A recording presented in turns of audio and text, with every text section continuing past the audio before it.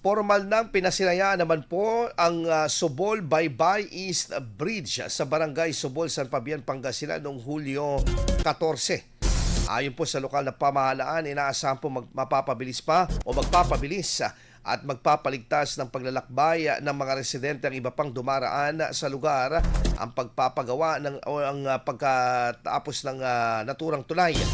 Ang bagong tulay ay magsisilbing mahalagang koneksyon para sa pang-araw-araw na biyahe at iba pang pangangailangan ng mga mamamayan.